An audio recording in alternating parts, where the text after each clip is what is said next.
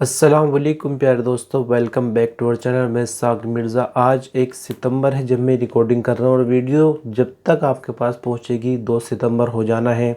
Video में लंबे gap को देखते हुए आप लोगों के पहले भी सवाल रहे और अभी भी हो सकते हैं, लेकिन फ़िलहाल इसका कोई भी ऑथेंटिक जवाब मेरे पास नहीं है कि मैं आपको कोई सही रीज़न दे पाऊँ। बिना वक्त को ज़ाय किए हुए चलिए ख़बरों की तरफ बढ़ते हैं। तो पहली खबर में बात करेंगे सऊदी अरब की जो एक हिस्ट्रिकल साइट है अल ओला। अल ओला काफ़ी चर्चा में है जब से सऊदी अरब ने पर्यटन को बढ़ावा दिया है। तो सऊदी अरब की ख़ास नज़र अल ओला पर है और बदलाव हमें लगातार देखने को मिल रहे हैं, लेकिन बदलाव इस हद तक होंगे इसका अंदाज़ा नहीं था। यहाँ पर देखिए एक पार्टी चल रही है। पार्टी में किस तरह का पहनावा लोगों ने पहना हुआ है आप साइड में देख सकते हैं। कुछ भी कहने की ज़रूरत नहीं है। ये पूरी क्लिप हम आपको प्ले करके नहीं दिखा सकते क्योंकि जो उसमें म्यूज़िक इस्तेमाल किया गया है वो कॉपीराइट की कैटेगरी का है। सिर्फ बात यहीं ख़त्म नहीं हो जाती। दूसरी क्लिप में देखिए जिस तरह से बीच पर लड़कियां अर्धनग्न कपड़ों में लेटी रहती हैं, कुछ यहाँ भी इसी तरह का नज़ारा है और इसका पहनावा भी आप देख सकते हैं। यानी बदलाव की उम्मीद तो ज़रूर की जा सकती है क्योंकि बदलाव पूरी दुनिया में ही हो रहा है, सऊदी अरब में हो रहा है। लेकिन क्या आपने भी अंदाज़ा लगाया था कि इस तरह का बदलाव हमें देखने को मिलेगा? आखिर क्या कहना चाहेंगे? सऊदी अरब का सीजनल वीज़ा। सीजनल वीज़ा को आप इस तरह से समझ सकते हैं जैसे कि हज सीज़न आता है, हज के टाइम जो एक्स्ट्रा लेबर की ज़रूरत पड़ती है हज सीज़न के दौरान, इसी तरह से उम्रे का सीज़न चलता है रमज़ान के दौरान तो एक्स्ट्रा लेबर की ज़रूरत पड़ती है। तो पहले भी सऊदी अरब को बाहर से यानी विदेश से मैन पावर मंगाने की ज़रूरत पड़ती थी और आगे भी पड़ेगी। इसके लिए बाकायदा कंपनियों को कॉन्ट्रैक्ट दिया जाता है काम के हिसाब से और वो कंपनियां सीजनल वीज़ा जारी कराती है मिनिस्ट्री ऑफ ह्यूमन रिसोर्सेज की तरफ से। तो यहाँ पर सीजनल वीज़ा को लेकर मिनिस्ट्री ऑफ ह्यूमन रिसोर्सेज ने कुछ बदलाव किए हैं जिसमें ये है कि 90 दिन की वीज़ा कम से कम जारी होगी।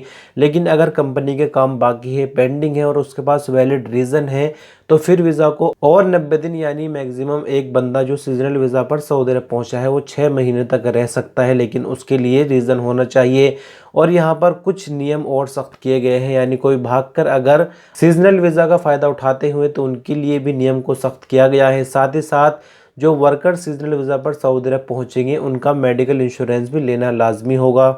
यहाँ पर मिनिस्ट्री ऑफ ह्यूमन रिसोर्सेज का ये कहना है कि इससे वर्करों को तो फ़ायदा होगा ही होगा, कंपनियों को भी फ़ायदा होगा और जो काम का स्टैंडर्ड है वो और ज़्यादा पहले से बेहतर होगा। एक वीडियो क्लिप यहाँ पर आप देख सकते हैं आपके सामने चल रही, जो कि दिल्ली के आईजीआई इंटरनेशनल एयरपोर्ट के कस्टम डिपार्टमेंट की तरफ से ट्विटर अकाउंट पर पोस्ट की गई है। और इस तरह की जब हरकतें लोग करते हैं तो आप देखिए कि यहाँ पर जो नियम और ज़्यादा सख्त होंगे उनसे सभी लोगों को नुकसान होगा। ये बंदा दम्माम से नई दिल्ली पहुँचा फ़्लाइट के ज़रिए और जब चेकिंग की गई तो इसने एलजी का ये फ़ोन आप देख सकते हैं और बैटरी की जगह यहाँ पर गोल्ड के बार लगाए हुए थे।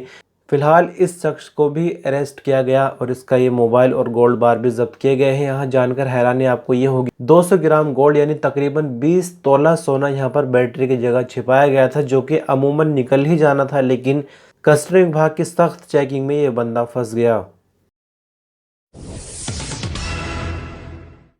साइड में चल रही इस वीडियो क्लिप में देखिए एक सीरिया का बंदा है सऊदी अरब में, ये ऑनलाइन किसी दूसरे बंदे को धमकी दे रहा है और इस तरह के मामले में जो पुलिस है वो जल्दी एक्शन लेती है। तो जैसे ही ये वीडियो बनाता है सोशल साइट पर पोस्ट करता है, वीडियो वायरल होती है और फ़ौरन ही इस बंदे को देखिए अगली तस्वीर में इसको गिरफ्तार किया जाता है और गिरफ्तार होने के बाद अब सऊदी कानून के तहत इस पर आगे कार्रवाई होगी।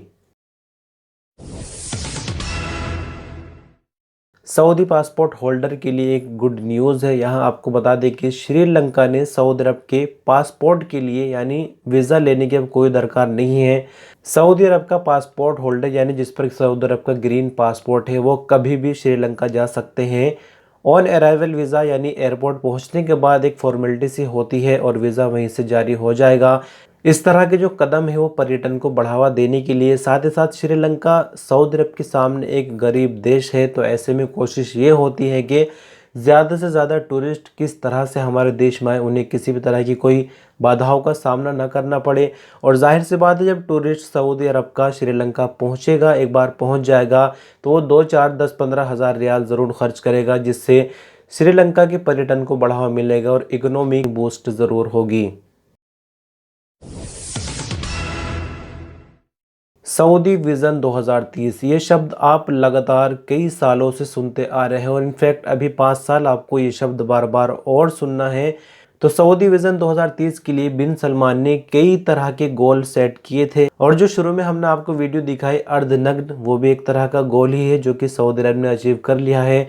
तो यहाँ बात यह है कि सऊदी विजन 2030 के मुताबिक सऊदी अरब की लेबर मार्केट में 30% तक ही औरतों को पहुंचाना था। यानी साल 2016 में जब विजन 2030 का सपना सऊदी अरब ने देखा था तो टारगेट ये रखा था कि उस वक्त 19.3% जो सऊदी औरतें थी वो लेबर मार्केट में थी। 2030 तक टारगेट ये था कि 30% तक जो हिस्सेदारी है वो औरतें ले ले। लेकिन यहाँ साल 2025 की दूसरी तिमाही में जो आंकड़े हैं वो बेहद चौंकाने वाले हैं, क्योंकि जो औरतों का रेशियो है लेबर मार्केट में वो 35.4 पहुंच चुका है। यानी साल 2030 तक जो काम होना चाहिए था 30% तक, वो 2024 के अंदर ही अंदर 35.4 हो गया है। यानी इस तरह से अगर देखें औरतों की जो भरमार लेबर मार्केट में हो रही है उसको देखते हुए साल 2030 तक तो ये आंकड़े 40 या फिर 50 तक पहुंच जाएंगे।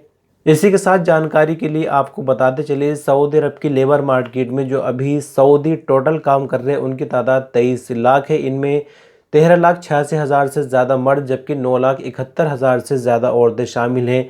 वहीं गैर मुल्की यानी हम जैसे अजनबियों की अगर हम बात करें तो जो रजिस्टर्ड गैर मुल्की यानी जिनका इकामा है और वर्क परमिट बना हुआ है, अनरजिस्टर्ड वो वर्कर होते हैं जो कि अपने कफीलों के पास से भागे हुए हुरूब में हैं, उनकी यहाँ पर कोई गिनती नहीं हो रही। तो यहाँ जो रजिस्टर्ड गैर मुल्की है उनकी तादाद 90,12,569 है।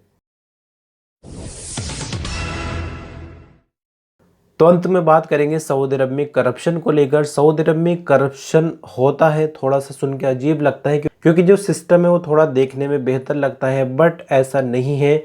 इंटरनली बहुत बड़े लेवल पर करप्शन होता है और जो कमेटी है वो लगातार चेकिंग करती है। बस फर्क इतना है कि क्योंकि जो कमेटी है उसको रिश्वत देकर नहीं दबा सकते मामले को, वो कमेटी सख्त एक्शन लेती है। तो आपको बता दें सऊदी एंटी करप्शन विभाग ने एक रिपोर्ट जारी की है जिसमें बताया कि 136 लोगों को हाल ही में हिरासत में लिया गया जबकि 289 लोगों से पूछताछ हुई है। ये लोग कौन कौन है इसकी लिस्ट तो जारी नहीं की गई है, लेकिन खबर के मुताबिक जानकारी जो सामने आ रही है उससे पता ये चल रहा है कि मिनिस्ट्री ऑफ जस्टिस यानी न्याय विभाग, इसी के साथ ministry of health, ministry of education, बल्दिया और मिनिस्ट्री ऑफ एनवायरनमेंट के ये ऑफिसर कह सकते हैं या फिर कर्मचारी, यानी कुल मिलाकर 136 लोग अभी ज़ेर हिरासत है। 3,903 चेकिंग दौरे हुए हैं। इसी के साथ बहुत सारे लोगों को जिनके छोटे केस थे जमानत पर भी रिहा किया गया है। तो दोस्तों खबरों का सिलसिला ख़त्म हो जाता है। कल मुलाकात होगी इंशाल्लाह, बने रहिएगा हमारे साथ। आपका शुक्रिया, आपने अपना कीमती वक्त दिया। अल्लाह हाफिज़।